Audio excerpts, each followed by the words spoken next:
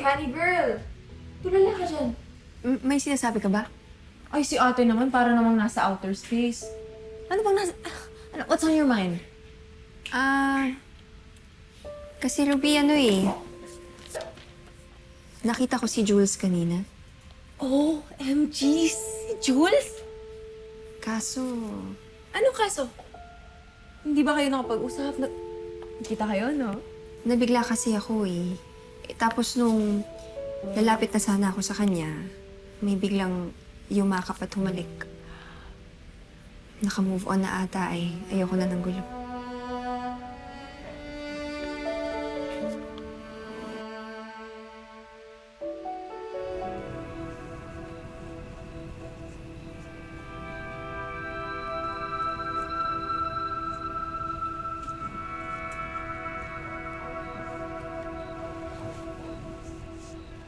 Jules? Jules? Honey? Honey?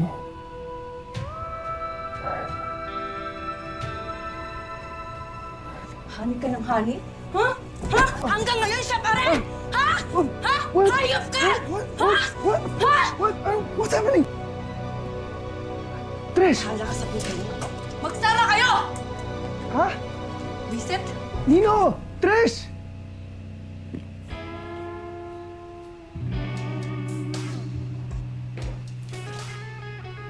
Hey.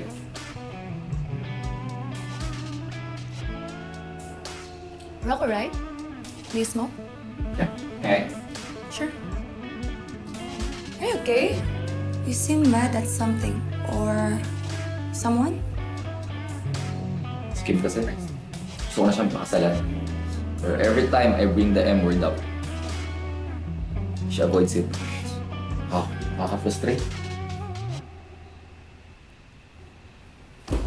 Frustrating talaga yung magkapatid, no? Why don't we help? Just... Next! Nagya ka, Rocco?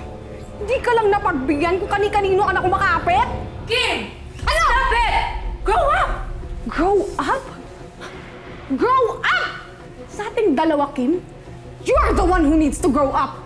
Kasal ka na sa kuya ko pa. Hindi mo pa rin mapapilan yung kalandian mo. Kalandian? Ha? Kalandian? Oh. Titi niyo! Ah! Ah! Trish! Trish! Trish! Tumigil kayo! Ang kakalandi mo talaga! Tingin kayo! Ang katalong... Stop! Trish! Bitawan mo ako! Pigilan mo! Ano ba? Alam mo ba? Mag-away! Hay! Tumigil na kayo! Ano nangyayari dito? Hindi kayo mga bata! Ma! Yung babaeng yan, napakalandi! I saw her making out with Rocco! Niloloko niya si Kuya sa sarili nating pamamahay! Talagang malandi kang babae ka. Hindi ka na pumili ng lugar. Is it true?